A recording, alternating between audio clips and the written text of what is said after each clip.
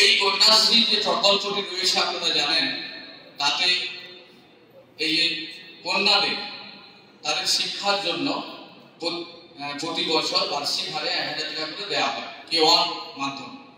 তারপর K2 মানে 18 বছর বয়স হলে তারা K2-তে একটা বড় অ্যামাউন্টের আর্থিক সহায়তা পায়। তাহলে এই শুধু টাকা সহায়তাই কিন্তু ওই কন্যাশ্রীদের আসল কাজ নয়। সরকার প্রতিটি স্কুলের কন্যাশ্রী ক্লাব গঠন করেছে। সেই কন্যাশ্রী ক্লাব তারা কি করবে? এই যে আজকে আপনাদের সামনে যে প্রচার অভিযান আমাদের চলছে, সচেতনতা শিবির চলছে, এটাও কিন্তু এই কন্যাশ্রী ক্লাবের একটি কাজ। তাদের কন্যাশ্রী প্রকল্প মাধ্যমে শুধু আর্থিক সহায়তাই কিন্তু একটি কাজ নয়, এর অনেক কাজ রয়েছে।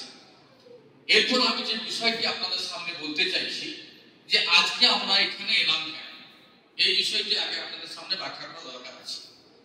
আমরা কন্যাশ্রীর বিভিন্ন মিটিংয়ে, বিভিন্ন জায়গায় সভায় আমরা গিয়েছি এবং তথ্য পরিসংখ্যান যা বলছে আমাদের সারা রাজ্যের মধ্যে পূর্ব মেদিনীপুর বাল্য বিবাহের মানে ক্ষেত্রে একটি অগ্রণী হয়ে আছে। অর্থাৎ প্রচুর বালিকাদের বিয়ে হচ্ছে পূর্ব মেদিনীপুর। এটা একটি অন্যতম এগিয়ে যাওয়ার কাজ, মানে এগিয়ে যাওয়ার জেলা। অর্থাৎ বাল্য বিবাহ প্রচুর হচ্ছে এখানে। এই পূর্ব মেদিনীপুরের মধ্যে আমাদের চৈতন্যপুর 2 অঞ্চল, এখানেও কিন্তু প্রচুর সংখ্যায় বেশি হয়েছে, যেটা কিন্তু আমাদের শুনতে হচ্ছে, আমাদের শিক্ষকদের শুনতে হচ্ছে। ফলে যখন এটা আমরা শুনি আমাদের এটা ভালো লাগে না, মোটেই ভালো লাগে না।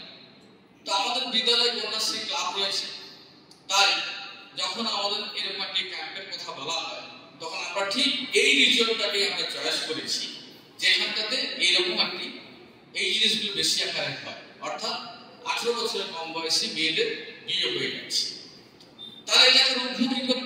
তাহলে আমরা শুধু শিক্ষকরা কি পারবো? কখনোই না। এটা কিন্তু পারা যাবে।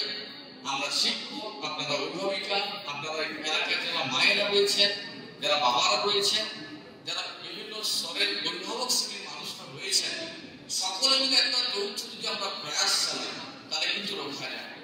প্রথম যখন আমরা এই কন্যাশ্রী মানে বালিকাদের বিয়ে হয়ে যাচ্ছে, আমরা সেটাকে বাধা দিতে যাচ্ছি, সেখানে কিন্তু তার পরিবারের পক্ষ থেকে কিন্তু পাল্টা বাধা চলে আসছে। তাতে কিন্তু একটা অস্বস্তিকর পরিবেশ এলাকায় সৃষ্টি হয়ে যায়। সেক্ষেত্রে স্থানীয় মানুষের সহযোগিতা ছাড়া এটা কখনোই